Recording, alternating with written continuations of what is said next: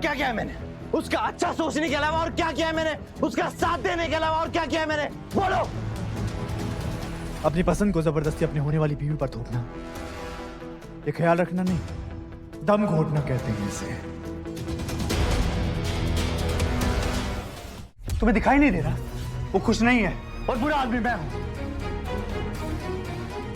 इतनी बार कहा थी तुम्हें कि वो कंफर्टेबल नहीं है, लेकिन तुम्हें उसकी पसंद नापसंद से कोई लेना देना नहीं है। तुम्हें फर्क ये पड़ता कि तुम्हारी जिद पूरी होनी चाहिए। उसने मुझसे कुछ कहा, मैंने उससे कुछ कहा, उसने मेरी बात सुनी। तुम बीच में बोलने वाले होते कौन हो?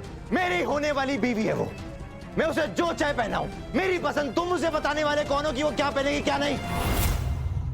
मैं एक आम आदमी हूं और मुझे दिखाई दे रहा है ये सब लड़की की पसंद के खिलाफ हो रहा है, तो मैं क्यों ना बोलूं? आम आदमी, चलो अब खुल के बात करते हैं राघव। कहां था ये आम आदमी जब तुम उसे जेल में सड़ने के लिए छोड़कर आए? कहां था? तब उसकी फिक्र नहीं हुई। आज सडनली तुम्हें महान बनना है और उसकी फिक्र दिख रही है तुम्हें। बोलो कहां थे तुम तब? हर बार इस बात को बीच में लाना जरूरी नहीं है, और ये सब बोल के तुम अपनी गलती को सही नहीं ठहरा सकते रोहित। कम से कम मैं किसी की मदद करके उसे अपना गुलाम नहीं बनाना चाहता, तो तुम भी कोई दूध के दूल्हे नहीं हो। अरे कम से कम मैं तुम्हारी तरह लोगों को धोखा तो नहीं देता हूं। जब उन्हें तुम्हारी जरूरत होती है छोड़ के तो नहीं भागता हूं, उनके साथ खड़ा रहता हूं मैं राघव सूर्यवंशी। मैं कम से कम लोगों को दोस्ती और रिश्तों का वास्ता देकर उन्हें मजबूर नहीं करता कि वो मेरे हिसाब से खाए, मेरे हिसाब से पिए, मेरे हिसाब से कपड़े पहने। बस बहुत हो गई तुम्हारी बकवास सब। क्या कर रहे हो तुम दोनों? क्या बचपना है? छोड़ो एक दूसरे को। शादी करने जा रहे हो ना?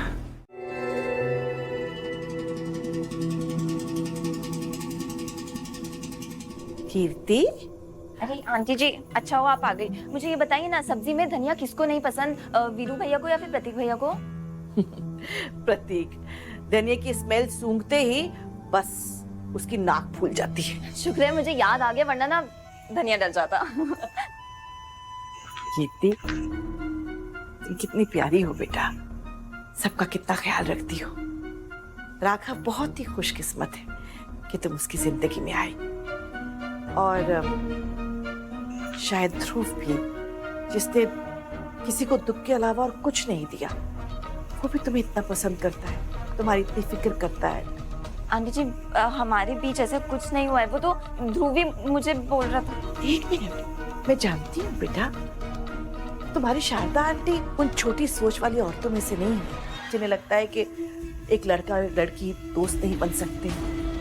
मैं जानती हूँ तुम दोनों दोस्त थे, तभी तो शायद वो पूरी रात तुम्हारा ही नाम बड़बड़ा रहा था। मेरा नाम? हाँ बेटा, वो क्या है ना कि उसने ना रात को बहुत शराब पी रखी थी और नशे में धुत होकर वो बार बार तुम्हारा ही नाम ले रहा था। ऐसा लग रहा था जैसे कोई बात है जो उसे अंदर से खाई जा रही है और वो बस तुम्हें ही बताना चाहता है वो बात। कौन सी बात? वो मुझे कैसे पता होगा बेटा, और मैं जानकर भी क्या करूंगी, पर मैं चाहती हूँ कि तुम उससे जाकर बात करो। अगर ध्रुव के दिल में ऐसी कोई बात है जो तुम्हें बताकर उसका बोझ हल्का हो, तो उसे ऐसा कर लेना चाहिए। आंटी जी आप ही बताइए ना, मैं ऐसा कैसे कर सकती हूँ? आपको पता है ना ध्रुव मेरे बारे में क्या सोचता है। मैं एक बात पूछूं, मुझे एक बात साफ साफ बताओ, तुम्हारा दिल तो साफ है ना उसके लिए, तो फिर और कुछ मत सोचो।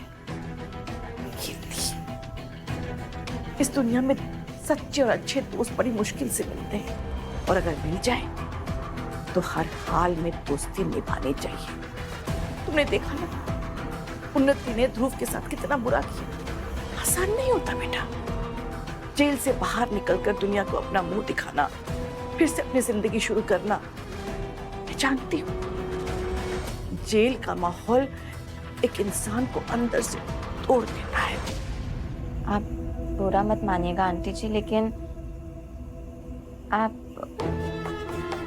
यही सोच रही हो ना कि ध्रुव और उसकी बहन मुझे अपना दुश्मन मानते हैं, तो फिर मैं ध्रुव की भलाई के बारे में क्यों सोच रही हूँ? बेटा, आज भले ही कितना भी टकराव हो हमारे बीच, लेकिन कभी तो ऐसा वक्त था ना। बस बहुत हो गई तुम्हारी बकवास सब। ये क्या हो गया है राघव को? क्यों किया उन्होंने ऐसा? नया लहंगा जला दिया और रोहित का कॉलर पकड़ लिया, उस पर चिल्लाया। ऐसा कैसे कर सकते हैं राघव? मुझे कुछ समझ में ही नहीं आ रहा है।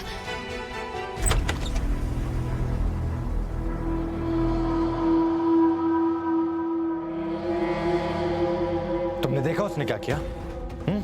उसकी वजह से पूरे घर में आग लग सकती थी रीत आज। रोहित, तुम प्लीज शांत हो जाओ। कैसे शांत हो जाऊं? उसने वो लहंगा जला दिया जो मैं तुम्हारे लिए पसंद करके लाया था रीत। तुम्हें सबका मतलब समझ आ रहा है? मुझे भी नहीं समझ में आ रहा कि राघव ने ऐसा क्यों किया। ठीक है, मैं तुम्हें बताता हूँ। एक्चुअली तुम मुझे बताओ, क्या चल रहा है रीत तुम्हारे और राघव के बीच में? तुम्हें उसकी फिक्र क्यों खत्म नहीं होती है? क्यों उसे तकलीफ में देख करके तुम्हारी आंखों में आंसू आ जाते हैं रीत?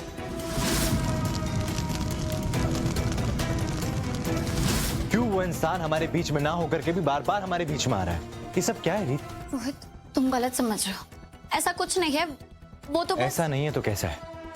वो मुझे बताएगा कि मैं अपनी होने वाली बीवी को क्या पहनाऊं, उसके साथ कैसे रहूं, क्या करूं। तुमने देखा उसने मुझ पर कितना बड़ा इल्जाम लगाया। उसने कहा कि मैं तुम्हें गुलाम बनाना चाहता हूं। सीरियसली, गुलाम? प्यार करना गुलामी होता है क्या? नहीं रोहित, बिल्कुल नहीं। मुझे समझ नहीं आ रहा है। हम दोनों शादी करने वाले हैं ना, हम दोनों एक होने वाले हैं, लेकिन तुम दोनों की फिक्र ही खत्म नहीं होने में आ रही है। मुझे ऐसा लगता है कि हम दोनों के बीच में कोई तीसरा इंसान है हमेशा, जो कि हमारे बीच में ना होकर के भी हमेशा हमारे साथ रहेगा। बस बहुत हो गया रोहित। अगर तुम्हें मुझ पे भरोसा ही नहीं है तो मत करो ना मुझसे शादी।